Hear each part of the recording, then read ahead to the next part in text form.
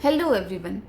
Last video में हमने देखा था कि रियलाइजेशन अकाउंट के एसेट साइड में कैसी कैसी एंट्रीज की जाती हैं। आज हम देखेंगे, यहाँ तक हमने कर लिया था कवर कि लाइबिलिटीज़ अगर रिजर्व से ज़्यादा हैं या लाइबिलिटी अगर रिजर्व्स हमारे ज़्यादा हैं तो उस केस में क्या होगा क्या नहीं होगा। अगर आपने वो वीडियो नहीं देखी है तो वो वीडियो कवर कर लीजिए ताकि आपको आगे वाली चीज़ें ज़्यादा क्लियर हो जाएं। तो देखिए, आगे बढ़ते हैं हम अपने टॉपिक की तरफ। Entries for realisation of assets, कि अब हमने क्या करना है, अपनी एसेट्स को बेचना है। अब एसेट्स हम अपनी बेचेंगे तो उससे जो पैसा आएगा ना, वो हम पार्टनर्स के रियलाइजेशन अकाउंट जो प्रिपेयर किया जाता है ना, उसके हम क्रेडिट साइड में डालेंगे। एक चीज़ आप देखोगे, जब भी आप प्रोफॉर्मा देखोगे ना, तो शुरू में हमने जो एसेट्स क्लोजिंग की एंट्री करी थी ना, वो डेबिट साइड में की थी, जो कि हमें बुक वैल्यू पे हमने डाली थी। अब जब हम एसेट्स को रियलाइज करेंगे, बेचेंगे ना, वो एंट्रीज हम क्रेडिट साइड में करेंगे। इसका रीज़न क्या है? हमें पता है कि भाई डेबिट और लॉसेज एंड एक्सपेंसेस नियम लगता है, जो कि हमारा नॉमिनल अकाउंट का नियम है, और क्रेडिट और इनकम एंड गेन। अगर हम एसेट्स को बेचेंगे तो उससे कैश आएगा, और कैश आएगा तो क्या होगा, हमारा क्रेडिट हो जाएगा। तो क्या क्या एंट्री होंगी? फर्स्ट है, देखो, एसेट्स को सेल करते हैं हम। अगर हमने कैश में एसेट सेल करी है, तो कैश में एसेट्स करी है सेल, तो हमारे पास कैश आया है, तो कैश और बैंक अकाउंट डेबिट हो जाएगा। और क्योंकि रियलाइजेशन अकाउंट के क्रेडिट में जाएगा ये, तो टू रियलाइजेशन अकाउंट। एग्जांपल देख लो, अगर मशीनरी हमने सोल्ड करी है 80,000 की, 80,000 की मशीनरी हमने बेची है, तो हमारे पास कैश आ गया, कैश या bank account 80,000, to realisation account 80,000। अब देखो, अगर कोई एसेट वो पार्टनर के द्वारा ले ली जाती है, हमें शुरू में जो लास्ट वीडियो की है उसमें देखा है कि हमारे एसेट से वो पार्टनर्स भी ले सकते हैं। तो मान लो किसी एसेट को पार्टनर ने ले लिया है, तो उस केस में क्या एंट्री करी जाएगी? पार्टनर्स का कैपिटल अकाउंट डेबिट कर दिया जाएगा और रियलाइजेशन अकाउंट क्रेडिट कर दिया जाएगा। हमें पता है कि सेल हुई है तो हमारा रियलाइजेशन अकाउंट क्रेडिट होएगा, और क्योंकि हमारे पास पार्टनर्स का खाता पार्टनर्स कैपिटल अकाउंट के नाम से होता है, तो partners capital account debit to realisation account. अब देखो, asset given to a creditor, किसी को पेमेंट हमने करनी थी, कोई हमारा लेनदार था, हमने पैसे देने थे उसको, क्रेडिटर था हमारा, तो उससे हम बोलते हैं कि भाई तू पैसे तो रहने दे, ये एसेट हमारी खरीद ले। तो वो उसको ज़रूरत थी, उसने बोला कि भाई तुम पैसे रहने दो और मेरे को इस एसेट की ज़रूरत है, तो आप मेरे को ये एसेट दे दो मेरे पैसों के बदले में। तो उसके लिए क्या होगा, सपोज मानो फर्म के क्रेडिटर थे 1,00,000 रुपए के, और फर्म की जो एसेट थी ना, उसकी बुक वैल्यू तो थी 80,000 की, जब हमने खरीदी थी तो उसकी बैलेंस शीट में हमने एंट्री डाली थी कॉस्ट के ऊपर 80,000। लेकिन आज के टाइम पे उससे हमें जो क्रेडिटर है वो बोलता है कि 80,000 वाली जो मशीनरी है उसको मैं 70,000 में खरीद लूँगा। तो आते थे तो उसके 1,00,000 रुपये, उसने 70,000 में खरीद लिए, तो बचे हुए 30,000 रुपये बच गए ना। अब भी देने पड़े हैं हमें 30,000 रुपये, तो वो ओनली वो 30,000 हम रियलाइजेशन अकाउंट में डालेंगे। तो उसके लिए क्या एंट्री होगी कि मान लो 1,00,000 हमें देने थे, 70,000 उसने एक्सेप्ट कर लिए कि हमने कोई भी एसेट वो दे दी, तो बचे हुए 30,000 की हम क्या एंट्री करेंगे, realisation account debit to bank account. I think आपको क्लियर है। अब ये देखो, आप बोलोगे कि मैडम जी रियलाइजेशन अकाउंट में जब हम एसेट्स को सेल करते हैं तो उस केस में हम क्रेडिट साइड में एंट्री करते थे, आपने डेबिट साइड में कैसे एंट्री करी रियलाइजेशन अकाउंट के? क्योंकि ये हमारे क्रेडिटर्स जो पेंडिंग है वो है, ना कि ये हमारी एसेट है। हमारी एसेट तो बिक ली, वो ये हमारे जो 30,000 के क्रेडिटर्स अब भी बाकी है ना, वो एंट्री डाली हमने realisation account debit to bank. हमारी जो एसेट बिकी है ना, उसकी कोई एंट्री नहीं होगी उस टाइम पे, ठीक है। उसके बाद अगर सेटलमेंट करी हमने, किसी के बदले दिया है, तो उस केस में हमारी एंट्री नहीं होगी, वैसे एंट्री होगी अगर सेल करेंगे तो। नेक्स्ट है पेमेंट ऑफ आउटसाइड लायबिलिटी। हमने एसेट्स का देख लिया कैसे करेंगे, बेचेंगे। 3 केस हमने देखी, या तो हमने बाहर के बंदों को बेच दी आउटसाइड, या फिर पार्टनर्स ने खुद खरीद ली, या फिर किसी की देनदार थे हम और उसी ने हमारी एसेट ले ली अपनी पेमेंट के बदले। अब नेक्स्ट देखते हैं लाइबिलिटीज़ की। तो आउटसाइड, हमें पता है कि आउटसाइड लाइबिलिटीज़ को ही हम रियलाइजेशन अकाउंट में डालते हैं। अगर पार्टनर से हमने लोन ले रखा है तो वो हमारा रियलाइजेशन अकाउंट में नहीं जाएगा। अब देखो, सबसे पहले क्या करेंगे, हम इनको भी हम बुक वैल्यू पे सबसे पहले डालेंगे first. It is record first on debit side at book value and settle it will record on credit side. सबसे पहले हम इसको क्या करेंगे, हमने देखा कि बुक वैल्यू पे जब एसेट्स को लिखा जाता था तो वो डेबिट साइड में लिखा जाता था, ये आई थिंक थोड़ा बहुत रॉन्ग हो रखा है। तो सबसे पहले क्या करेंगे, जितने भी हमारी आउटसाइड लाइबिलिटीज हमने पे करनी है उसको सबसे पहले हम क्रेडिट साइड में लिखेंगे बुक वैल्यू के ऊपर। उसके बाद जो हमें पेमेंट करनी आती है उसको हम क्रेडिट साइड में लिखेंगे, ठीक है। तो आगे देखते हैं, जैसे लाइबिलिटी पेड इन कैश, हमने कैश में पैसा पे किया है, बुक वैल्यू की तो हो गया। उसके बाद जो हम एंट्री करेंगे वो क्रेडिट साइड में, डेबिट साइड में करेंगे। तो अगर आउटसाइड लायबिलिटी कैश में पे की गई है तो उसका क्या एंट्री होगी, realisation account debit to cash और बैंक अकाउंट, ठीक है, क्योंकि ये डेबिट साइड में आएगा। एग्जाम्पल देके देखो, क्रेडिटर्स को पे करने थे 60,000 रुपये, तो रियलाइजेशन अकाउंट डेबिट 60,000 से टू कैश और बैंक, क्योंकि हमने कैश में पेमेंट करी है। अब नेक्स्ट क्या है, पार्टनर्स टेकन ओवर लायबिलिटी। वो ऐसा जरूरी नहीं है कि भी पार्टनर्स एसेट्स ही एसेट्स लेंगे, वो लाइबिलिटीज को पे करने के लिए भी बोल देते हैं कि भाई ये लाइबिलिटी मैं पे कर दूंगा, कोई बात नहीं, ठीक है।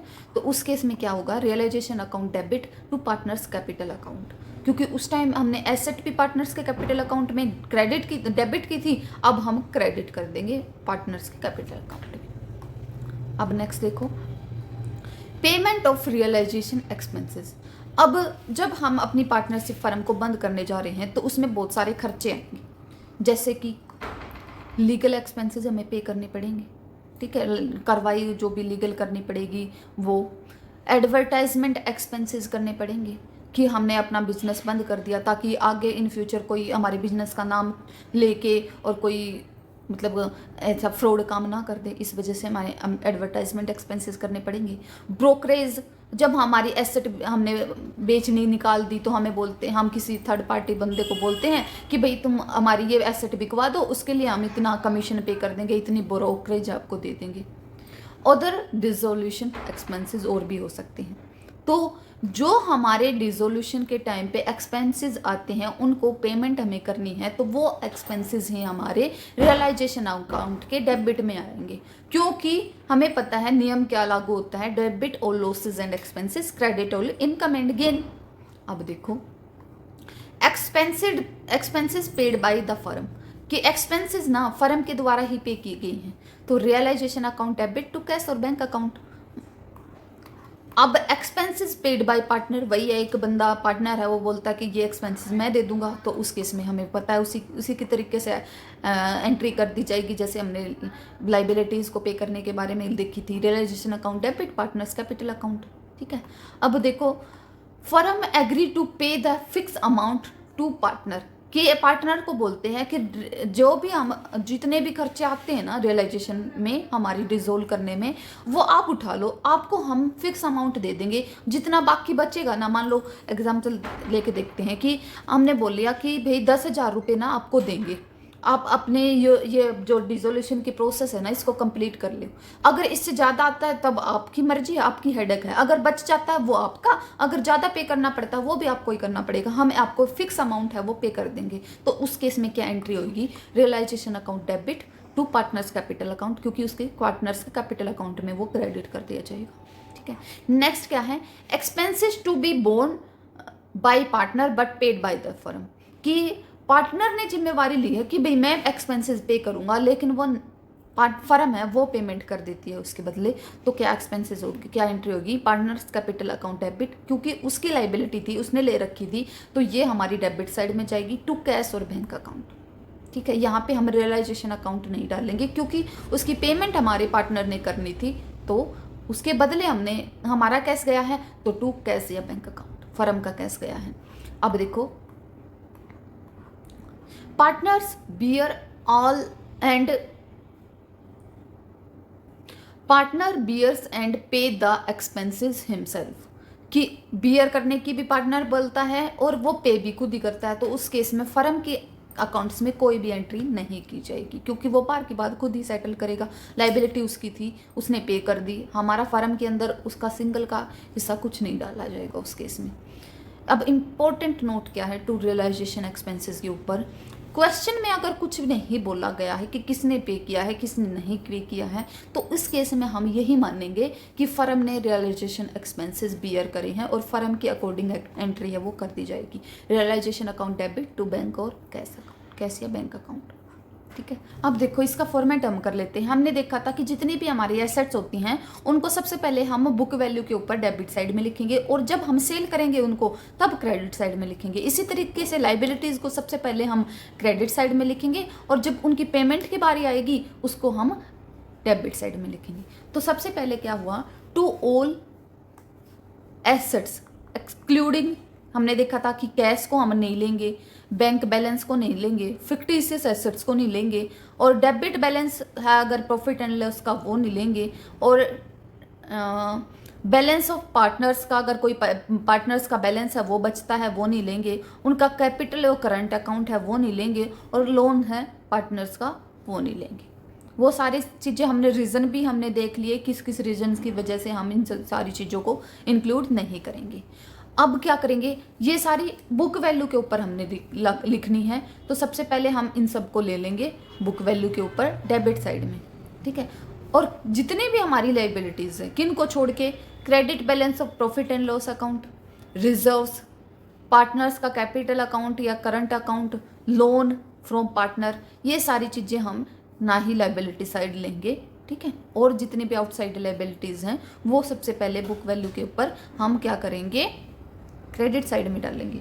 उसके बाद क्या करेंगे, टू बैंक या cash account, payment paid for discharging of liability, कि मान लो 10,000 की लाइबिलिटी थी कोई और सामने वाला बंदा बोला कि भाई आज के टाइम पे इस पे इंटरेस्ट वगैरह लग के तुमने 10 साल पहले कोई पैसा लगा लिया था 10,000 रुपये, किसी से माल उधार लिया था या पैसे ही लिए थे लोन के रूप में, आज के टाइम पे उसकी पेमेंट 11,000 रुपये करनी है। तो एक बार तो ये 10,000 रुपये हम क्या करेंगे, क्योंकि ये बुक वैल्यू के ऊपर है तो ये 10,000 पहले तो हम क्रेडिट साइड में डालेंगे और जब इसकी पेमेंट की बारी आएगी ना तो जो ये ऐड होके आया है, जितनी भी पेमेंट हमने करंट में करनी है वो हमारी डेबिट साइड में आ जाएगी टू कैश या बैंक, क्योंकि गया हमारी साइड से। हमने पता है नॉमिनल अकाउंट का नियम इसमें लागू होगा, डेबिट और लॉसेज एंड एक्सपेंसेस, क्रेडिट और इनकम एंड गेन, क्योंकि 11,000 रुपये पे करने आए हैं तो जो हमारे पास से गया है पैसा उसकी पेमेंट हम कहाँ करेंगे, डेबिट साइड में। अब देखो नेक्स्ट क्या है, by provision of on any assets such as provision for doubtful debts, provision for depreciation, ये सारी चीज़ें हमने देखी भी थी, कौन से प्रोविजंस या रिजर्व्स हैं हम उनको डाल लेंगे। तो वो हम क्या करेंगे, एक बार किस कहाँ डाल देंगे, क्रेडिट साइड में। अब देखो, बाय बैंक और cash account amount receive on realisation of assets, हमने बुक वैल्यू पे एक बार डेबिट साइड में डाल दी। मान लो कोई एसेट मशीनरी थी वो हमने जब परचेज करी थी ना तो वो उसकी बुक वैल्यू पे एंट्री करेंगे। तो हम मान लो हमने 10,000 तो दोबारा क्या ही रिपीट करें, 90,000 की हमने कोई मशीनरी खरीदी थी, आज उसकी वैल्यू डेप्रिसिएशन लग के, ठीक है, उसकी वैल्यू कम होगी। तो अगर प्रोविजंस बना रखे हैं तो पहले प्रोविजंस एक बार तो हम कहाँ डालेंगे, यहाँ पे इस एंट्री के अकॉर्डिंग डेप्रिसिएशन का प्रोविजन। उसके बाद क्या करेंगे, जब हम उस एसेट्स को बेचेंगे ना तो जितने की वो गई है, मान लो 90,000 की थी जब खरीदी और आज बिकने आ रही है तो वो 60,000 की आ रही है, तो जो ये 60,000 की एंट्री है वो यहाँ कर दी जाएगी। ठीक है, और जो प्रोविजंस है वो भी इसी साइड होंगे, ऊपर की साइड जो हमने लिखा है वो एंट्री वो भी क्रेडिट साइड में ही डाल दी जाएगी। ठीक है, उसके बाद और क्या चीज़ें आती हैं, बैंक और कैश, टू बैंक और cash amount paid for unrecorded liabilities, अगर ऐसी कोई लाइबिलिटी है जो हम भूल गए हैं रिकॉर्ड करना और लास्ट में जब हमें याद आता है या फिर लेनदार आता है नोटिस डालने के बाद कि हम अपना बिजनेस बंद कर रहे हैं, तो एक बंदे को याद आता है कि भाई फलानी फर्म से मेरे को पैसा लेना था, लेकिन हमने वो रिकॉर्ड नहीं कर रखी, तो पेमेंट तो करनी पड़ेगी, भाई ले रखा है हो, हमने नहीं रिकॉर्ड करी तो इसका मतलब ये थोड़ी है ना उसकी पेमेंट नहीं करनी पड़ेगी। तो ऐसी लाइबिलिटी जो हमने रिकॉर्ड नहीं की है उनको भी हम क्या करेंगे, क्रेडिट साइड में डाल दी जाएगी उसकी पेमेंट की, क्योंकि उसकी बुक वैल्यू पे हमने तो एंट्री डाल ही नहीं रखी थी, तो एक बार उसके क्रेडिट साइड में डालने का तो कोई मतलब ही नहीं बनता। कि हमें पता है कि लाइबिलिटी एक बार हमारी रियलाइजेशन अकाउंट के क्रेडिट में जाती है, लेकिन क्योंकि हमारे रिकॉर्ड्स के अंदर ये चीज़ थी ही नहीं, तो हम क्या करेंगे, सीधा ही उसकी पेमेंट की एंट्री कर देंगे टू बैंक और cash account, amount paid for unrecorded assets.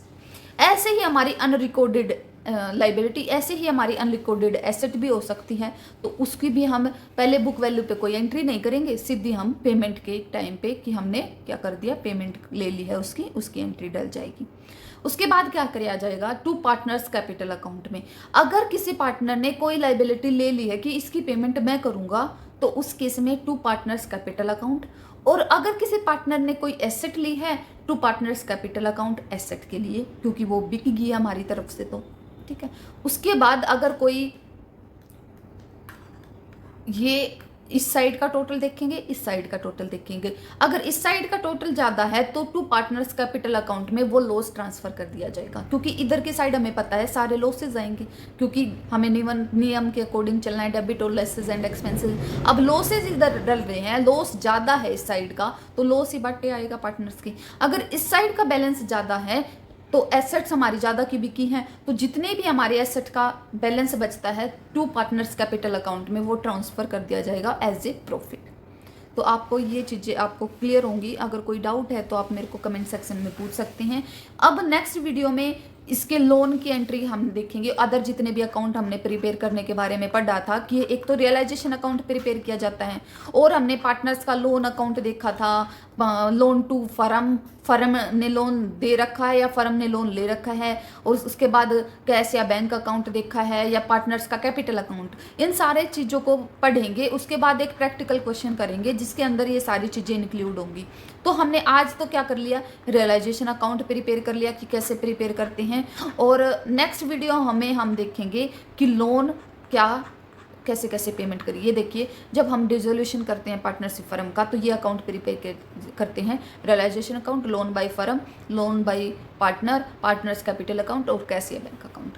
तो नेक्स्ट वीडियो जो हमारी आएगी उसके अंदर हम ये टॉपिक करेंगे, और इसके बाद हम एक प्रैक्टिकल क्वेश्चन करेंगे ताकि आपको रियलाइजेशन अकाउंट भी अच्छे से क्लियर हो जाए, और लोन की एंट्री कैसे डालते हैं वो सारी चीज़ें भी आपको क्लियर हो जाएँ। तो stay with the videos. Thank you.